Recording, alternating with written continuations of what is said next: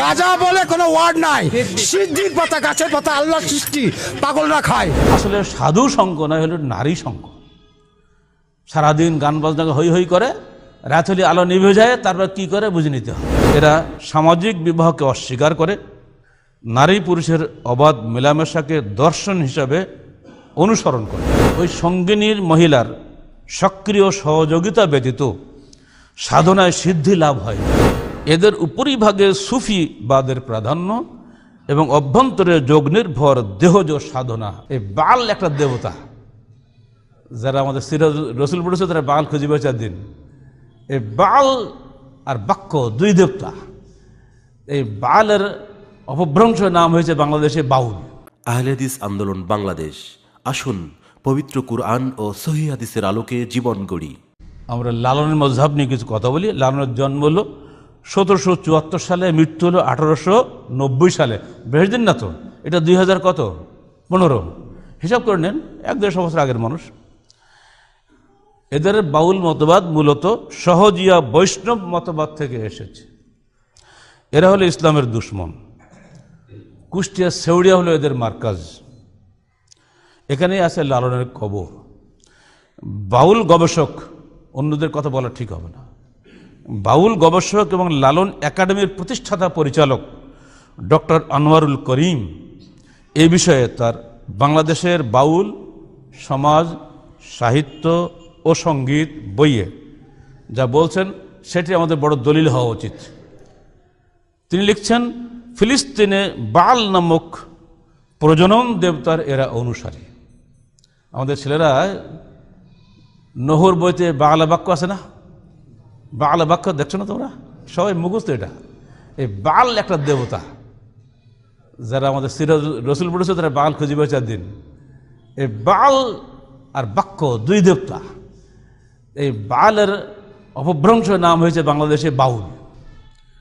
এটা কিন্তু আমার কথা না, একেবারে লালন একাডেমির প্রতিষ্ঠাতা পরিচালক যিনি, এটা তারই বক্তব্য, ডক্টর আনোয়ারুল করিম। তার লিখিত বইয়ের নাম বললাম, সেখানে তিনি এটা বলছেন।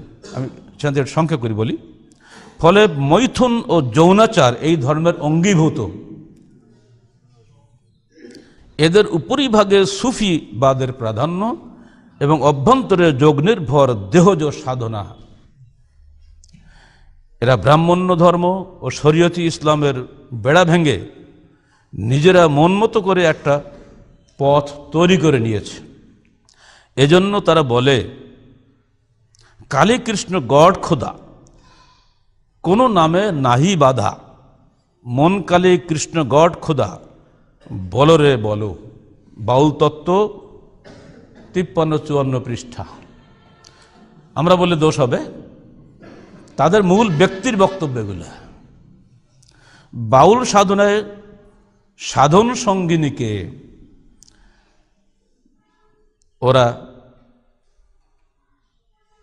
গুরুজি নামে অভিহিত করে, কারণ ওই সঙ্গিনীর মহিলার সক্রিয় সহযোগিতা ব্যতীত সাধনায় সিদ্ধি লাভ হয় না।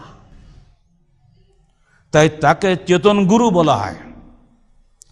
এরা সামাজিক বিবাহকে অস্বীকার করে, নারী পুরুষের অবাধ মেলামেশাকে দর্শন হিসাবে অনুসরণ করে। ওই বইয়ের 15-16 পৃষ্ঠা বাজার কিনতে পাওয়া যায়, পড়ে দেখবেন। নারী ছাড়া এদের সাধনাই হয় না। এরপরে আরো ন্যাক্কারজনক কথা আছে, বলতে ঘৃণা হয়। পুরুষের শুক্র, নারীর রজ, মল ও মূত্র, এগুলো খেলে তাদের শরীর নিরোগ থাকে, ডাক্তার লাগে না। এগুলো এই 4টা জিনিস একত্রে মিলিয়ে তার নাম দিয়েছে প্রেম ভাজা। এই ভাজা খাওয়ার জন্য ওরা ওরস করে, তার নাম দিয়েছে সাধু সঙ্গ। আসলে সাধু সঙ্গ নয়, হলো নারী সঙ্গ। সারাদিন গান বাজনা হই হই করে, রাত হলে আলো নিভে যায়, তারপর কি করে বুঝে নিতে হবে। 1986 সালে মার্চ মাসে কুষ্টিয়া ইসলামিক ইউনিভার্সিটি একজন প্রফেসর যখন ওখানে গিয়ে ইসলামের দাওয়াত দেন এবং কোরআন তেলাওয়াত করেন, এতে নাখোশ হয়ে তারা প্রশাসনের কাছে একটা অভিযোগপত্র লিখিতভাবে দায়ের করে। সেখানে তারা যে কথাটা বলেছে সেই কথাটি আমরা তুলে ধরি, বুঝতে পারবেন। আমরা বাউল, আমাদের ধর্ম আলাদা, আমরা না মুসলিম না হিন্দু, আমাদের নবী শাহজি লালন শাহ, শুনছেন তো নাকি?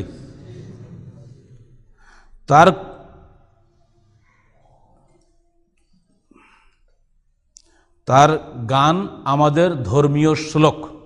ওই যে অচিন পাখির গান গায় না, ওগুলো আমাদের ধর্মীয় শ্লোক। আমরা যখন কোরআন পড়ি আয়াতগুলো, এটা তাদের ধর্মীয় শ্লোক হচ্ছে লালনের গান।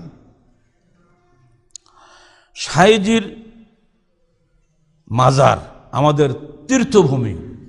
এবার কি হবে? সাইজির মাজার আমাদের তীর্থভূমি, আমাদের গুরুই আমাদের রসুল। নাউজুবিল্লাহ। আমরা আলাদা একটা জাতি, আমাদের কলেমা আলাদা, লা ইলাহা ইল্লাল্লাহ লালন রসুল্লাহ।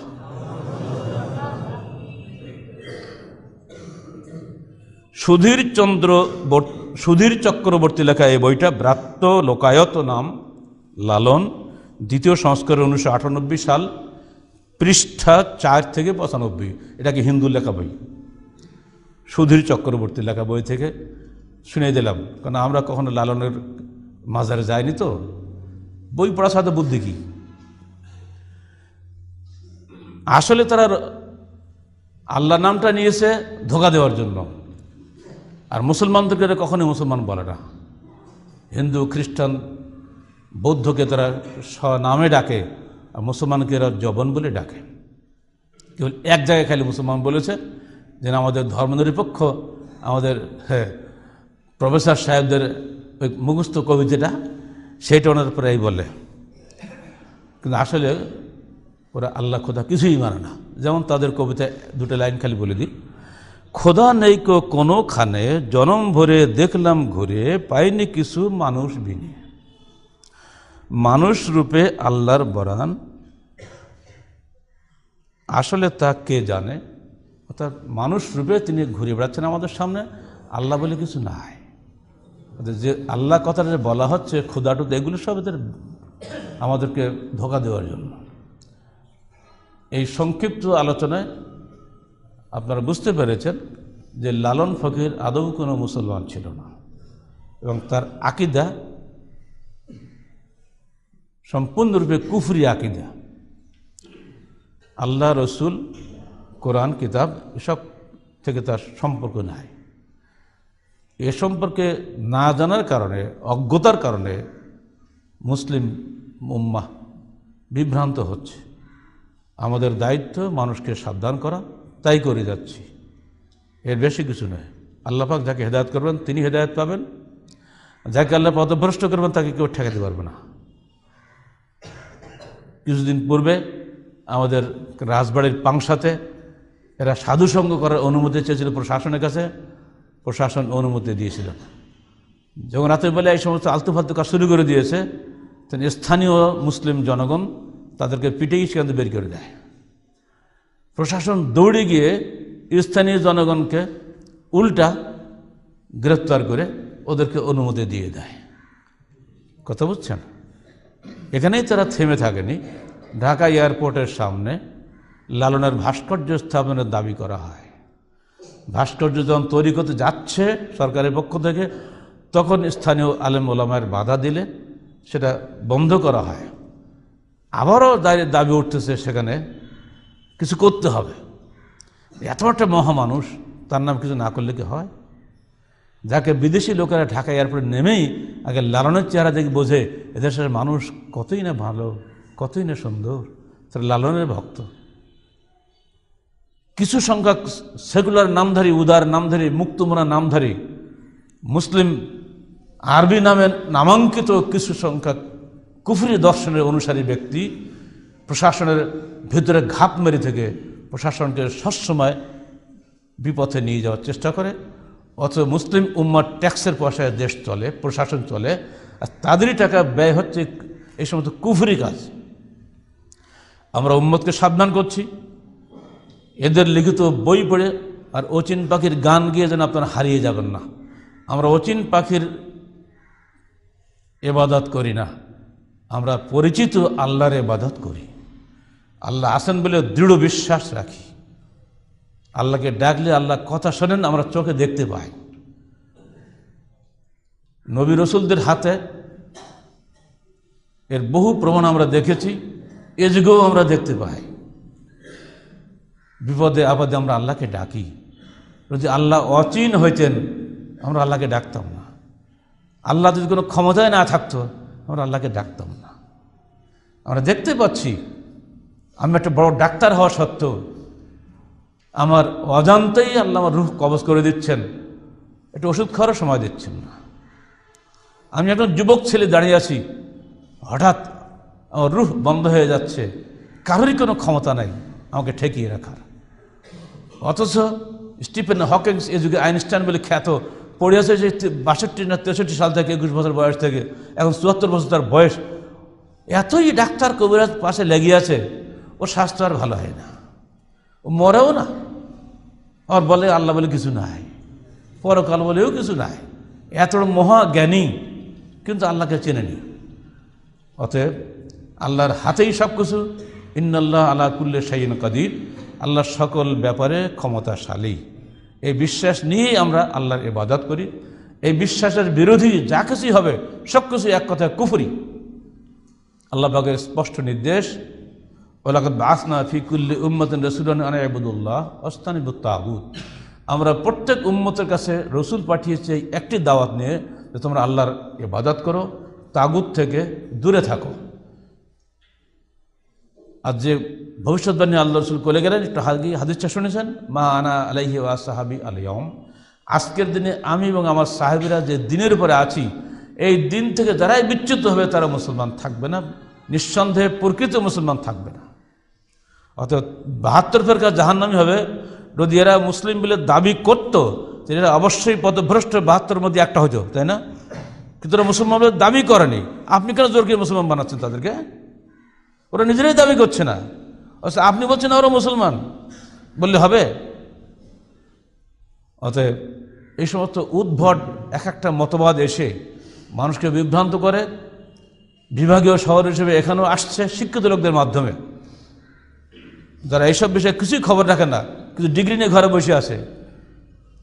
তাদের ঘাড়ে চড়ে যারা ঢোকে, কোনো মূর্খ লোকের মধ্যেও ঢোকে না, মনে রাখবেন সবসময়।